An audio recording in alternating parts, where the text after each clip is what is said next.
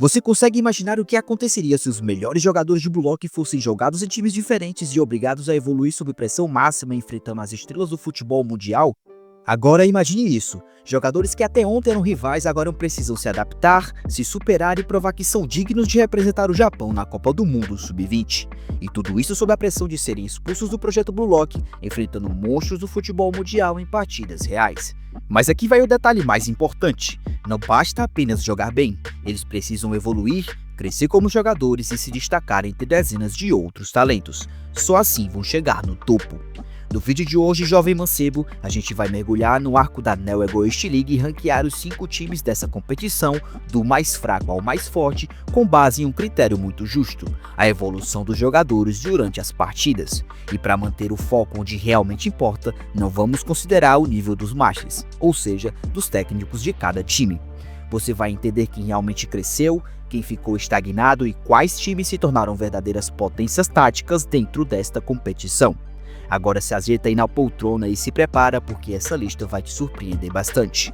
Mas antes do vídeo começar, já deixa aquele like maroto para fortalecer o canal e se você ainda não é inscrito no canal Renotaku, já aproveita para se inscrever para não perder os próximos vídeos. Agora que o recado foi dado e o pedido foi feito, bora lá deixar de enrolação e bora logo pro vídeo.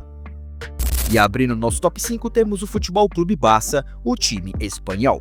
Liderados pelo explosivo Lavinho, o Futebol Clube Barça carrega aquele estilo de jogo alegre, instintivo, marcado por dribles desconcertantes e um improviso puro.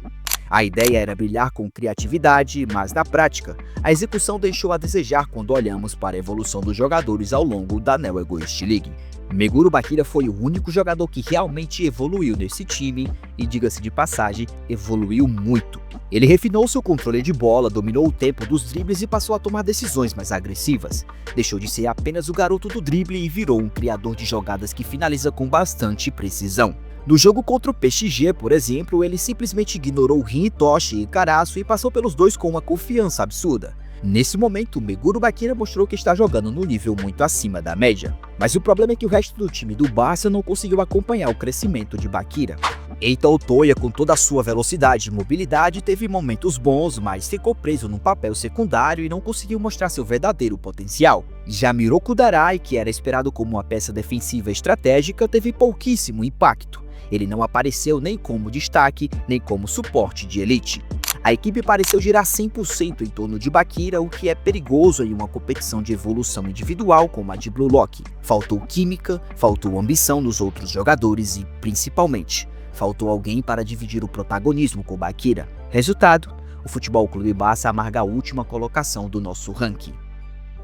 E ocupando a 4ª colocação temos o time inglês do Manchester City. Treinados pelo extravagante e vaidoso Chris Prince, o Manchester City é o time que mistura glamour e talento como nenhum outro na Neo Egoist League. Com foco total em impulsionar a imagem de seus jogadores como celebridades globais, o time mais parecia preocupado com contratos de patrocínio do que com a coesão tática. Mas não se engane, ali tem futebol de verdade. A grande surpresa desse time foi Helm Kag.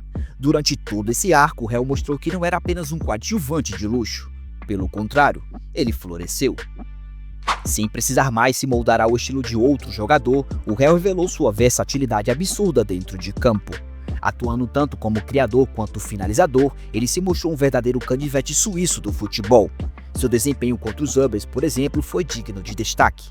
Visão de jogo afiada, passes decisivos e uma leitura tática que elevou o nível de Manchester City. Além disso, ele jogou muito no jogo do kickoff, garantindo sua vaga entre os 23 jogadores mais bem ranqueados da Neo Egoist League.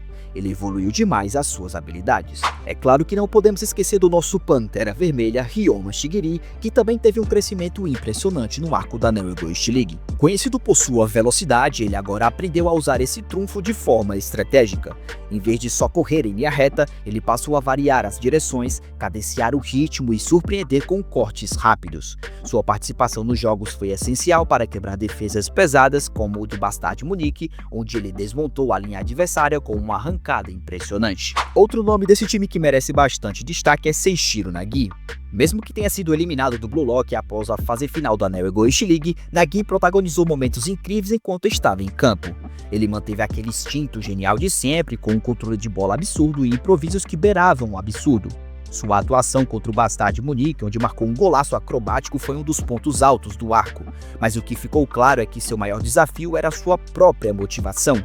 Nagui não conseguiu manter o foco necessário para competir em alto nível de forma contínua e acabou ficando para trás diante de outros jogadores. O Manchester City teve lampejos de genialidade, mas sofreu com a falta de um líder nato em campo. Chris Prince era mais um motivador de bastidores do que um estrategista, e isso acabou pesando nos momentos decisivos. Mesmo assim, a evolução de Harry Shaqiri foi tão significativa que garantiu ao Manchester City um respeitável quarto lugar do nosso top 5. Já ocupando a terceira colocação, temos o time alemão do Bastard Munique. Se você pensou que o Bastard Munique estaria no topo, calma, a explicação vem aí. Comandados pelo gênio frio Noel Noah, esse time é o mais tático da Neo Egoist League, priorizando raciocínio, posicionamento e eficiência. Só que quando a gente analisa a evolução individual dos jogadores, que é o nosso critério do vídeo, a coisa muda de figura. O protagonista da obra, Isaac Yoichi, brilha como nunca nesse time. E não é exagero dizer que ele foi o jogador que mais evoluiu em toda a Neo Egoist League. Ele começou com um forte senso de posicionamento e leitura de jogo, mas com o tempo foi incorporando novas armas. Chute com o pé esquerdo, melhor controle de espaço e principalmente a habilidade de devorar jogadas. Literalmente aprender e adaptar em tempo real. A partida contra os Ubbers foi um divisor de águas. Isaac finalmente enfrentou Barrow, agora em um estado monstruoso, e conseguiu ler todos os movimentos do adversário, manipulando o campo de maneira cirúrgica. Ele virou um cérebro, motor e coração do time. Além dele, Yukimiya também teve sua evolução sólida. Mesmo lidando com problemas de visão, ele mostrou raça e técnica, se destacando como um driblador imprevisível e finalizador versátil. No jogo contra o Manchester City, Yukimiya foi responsável por jogadas chaves que abriram a defesa adversária. Além disso, temos Rensuke Kunigami, que por outro lado é uma incógnita desse time. Após retornar do Wildcard, ele passou a atuar com uma versão menos empática do que antes, focado em força bruta e finalizações secas. Embora tenha se mantido como titular, sua evolução não acompanhou a de Izagi ou Yukimiya. Ele simplesmente estagnou. O restante do elenco confirmado do Bastard Munique inclui Haichi Jingo, Jin Kiora e Hyoryo.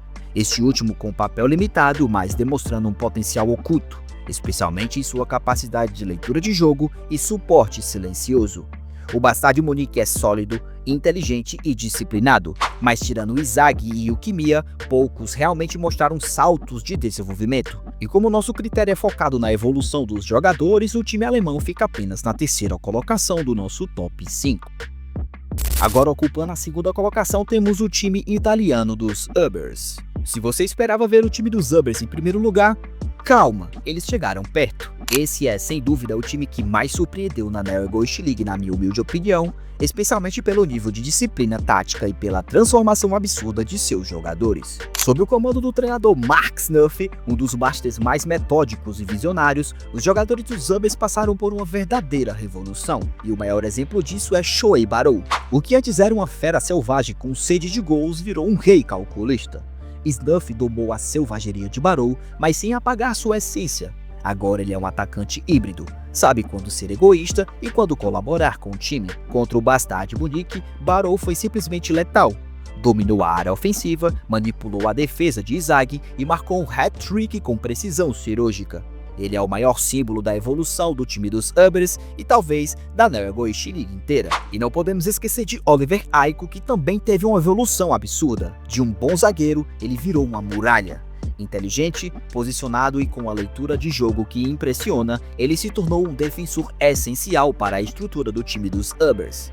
Ao lado de Dom Lorenzo, que é basicamente o cérebro da zaga, os dois formam a defesa mais sólida da Neo Egoist League. E não vamos esquecer Ikiniko, que também merece destaque. Ele, que já era conhecido por sua visão de jogo, mostrou um crescimento tático notável. Agora ele atua como líbero moderno, ajudando na transição entre defesa e ataque e antecipando jogadas com precisão. O Nico se tornou um verdadeiro cérebro tático dentro de campo. O time dos Ubbers também conta com nomes importantes como Sendou Shuto, que funciona como uma opção de segundo atacante e mais adaptável ao jogo coletivo, e Ario Jubei, que oferece apoio defensivo e força física nas laterais.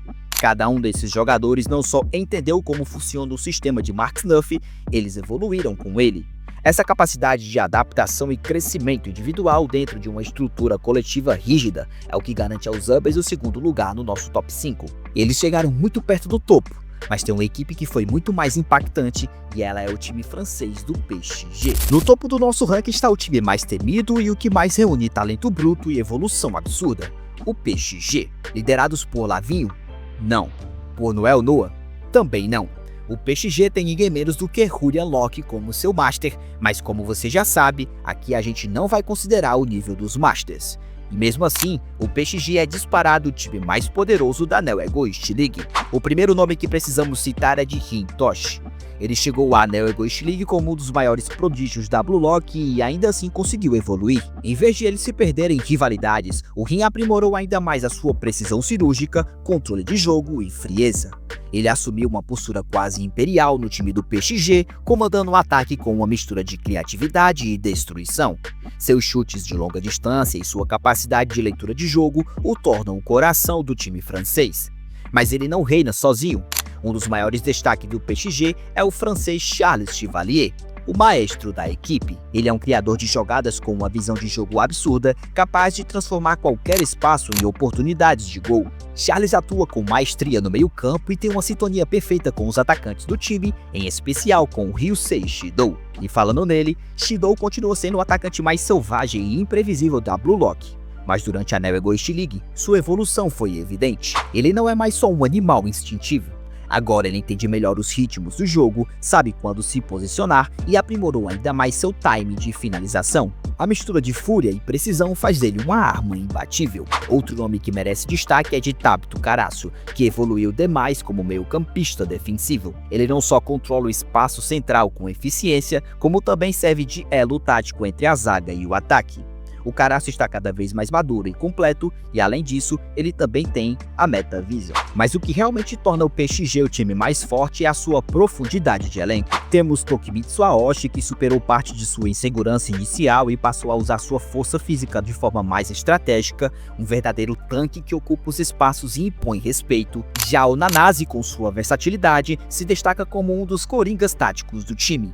Ele pode tanto recompor quanto apoiar jogadas ofensivas, além de ter demonstrado grande evolução em leitura de jogo e posicionamento. E não podemos esquecer do nosso velocista Zantetsu Tsurugi, que traz uma opção de contra-ataque com sua velocidade absurda e finalizações rápidas. Mesmo sem tanto destaque quanto os demais, Zantetsu oferece profundidade e ameaça constante na linha de frente. O PSG é um time completo. Ele não depende de uma única estrela. É uma constelação de jogadores que evoluíram ao longo da competição e se tornaram ainda mais perigosos em conjunto. Não é apenas um elenco poderoso, é o time que mais cresceu individualmente dentro da Neo Egoist League, sem depender exclusivamente do seu master. Por isso, com base em critérios sólidos, o PSG conquista com justiça o primeiro lugar do nosso ranking da Neo Egoist League. Mas lembrando, galera, essa é a minha humilde opinião. Agora eu quero saber de você. Você concorda com esse ranking? Qual desses times você acha que vai produzir o atacante número 1 do Japão? Será que o Rin e o Shidou vão conseguir superar o Izagi? Ou será que Barou vai surpreender todo mundo no final? Deixa aqui nos comentários a tua opinião. E se você gostou desse vídeo, não esquece de deixar aquele like maroto para fortalecer o canal.